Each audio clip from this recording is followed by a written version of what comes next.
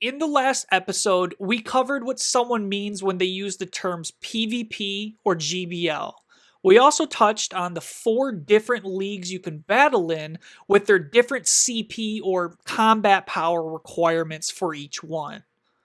Class is back in session, and in this episode, we're going to teach you what you need to know about building your first Pokemon for PvP. Welcome to Getting Good. As we can see right here, we have Superior on the screen. It has a CP level of 92.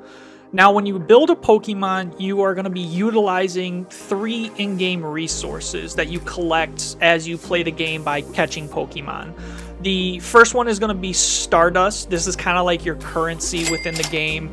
And then that's going to be tied into the Candy and Candy XL of a specific Pokemon species. These 2 are used to help power up that Pokemon.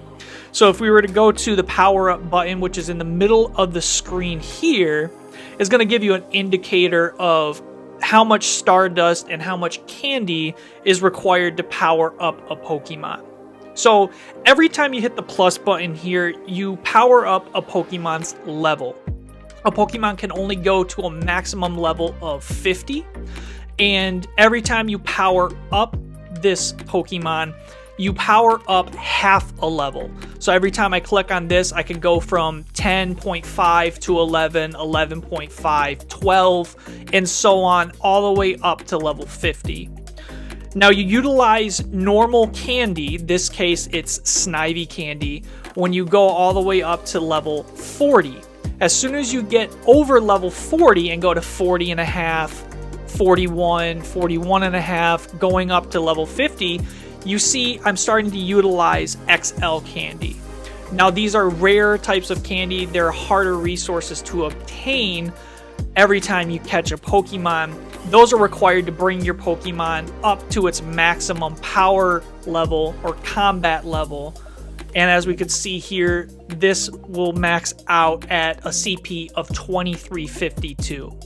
Now, if you know a little bit more about the inner workings of Pokemon and have a little better understanding of the math behind it, you'll notice that that CP can vary. And that is going to be based on the IVs or individual values of that Pokemon.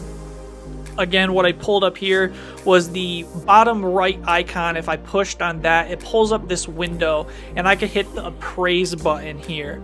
And what this does is it shows you your Pokemon's IVs, individual values. And it's going to range its attack, its defense, and its HP between 0 and 15. Now, these numbers will vary by every Pokemon that you catch. There's a maximum, I believe, of about 3,375 different combinations of IVs that one Pokemon can have. And that affects its attack, which is going to be how much damage a Pokemon can do when it attacks. Its defense is sort of like its bulk indicator. How much damage can it receive from an attack? And then its HP or hit points. How much health does a Pokemon have before it gets knocked out and faints in battle?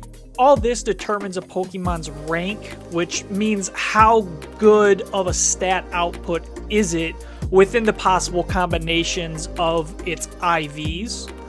I don't want you guys really paying attention to this for the first season. I want you guys to get out there, utilize your Pokemon, and practice with them before we get more into the nitty-gritty about the particulars of IVs, because it could get to become a very complicated topic. From there, we can go to a Pokemon's moves. Every Pokemon when you catch is going to have 2 moves, a quick move and a charge move. The Superior has the quick move Vine Whip. That's going to be the first slot that you see there. To the right of Vine Whip, you have the type of attack that it is. This is a grass type attack, so it has the grass type icon right there. Below that is its charge move, which is Frenzy Plant. Right below Frenzy Plant, we have an option to have a second charge move be put on this Pokemon. And now your second charge move is going to cost a certain amount of Stardust and candy of that specific Pokemon species. The Stardust count for a second move varies by the Pokemon. It could range in between 10,000 all the way up to 100,000 Stardust, and the candy cost varies from 25 candy all the way up to 100 candy of that Pokemon. You do not utilize Candy XL for a second charge move. So I want to take this Superior to the Great League, which is a CP maximum of 1500 or less. And in order to do that, I'm going to hit the power up button here, and I'm going to bring it all the way up to, whoop, goes a little higher than that.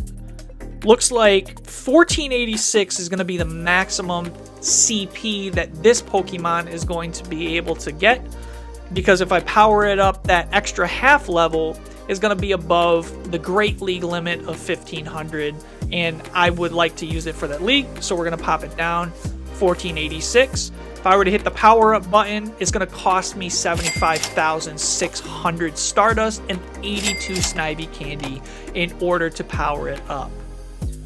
And then if I wanted to give it a second charge move, it's going to cost 10,000 Stardust and 25 Snivy candy to give it a second charge move. Superior has finally been powered up for Great League. I've put on its second charge move, and now it's time for it to battle. If you like this series so far, please like, comment, and subscribe if you want to help out our channel. Turn on those notifications, because the next time that you see me, I'm going to teach you everything you need to know about your Pokemon's fast moves. I'm Professor Matthew Breaker, and I'll see you in the next episode of Getting Good.